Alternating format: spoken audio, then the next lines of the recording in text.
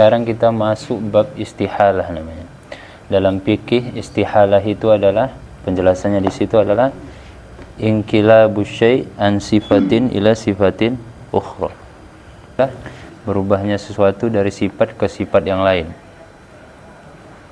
Berubah sesuatu dari sifat yang lain kepada sifat yang lain. Jadi contohnya Ustaz bilang dalam pembahasan khomar. Dalam pembahasan khomar. Khomar itu najis tidak? Nah, najis. Tapi khomar itu bisa menjadi nggak najis lagi, menjadi tohir, menjadi suci. Jadi itu namanya istihalah. Sesuatu yang najis bisa berubah menjadi tidak najis, maka itu disebut istihalah.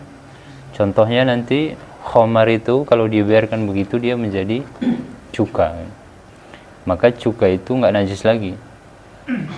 Jadi cuka itu kan asalnya kan dia dari perasan inab ya, perasan anggur. Saat itu maka khomar itu asalnya kan perasan anggur.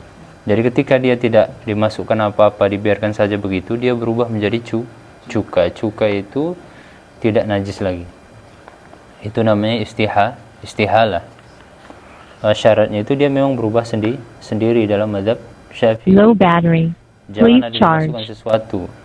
Misalnya nanti ke khomar itu ada dimasukkan zat misalnya, maka dia dalam mazhab Syafi'i dia berubah menjadi najis. Walaupun dia berubah jadi cuka, itu cukanya najis. Kecuali dia dibiarkan aja begitu, nggak ada ditaruh apa-apa, akhirnya berubah menjadi cuka, maka cukanya itu tidak najis.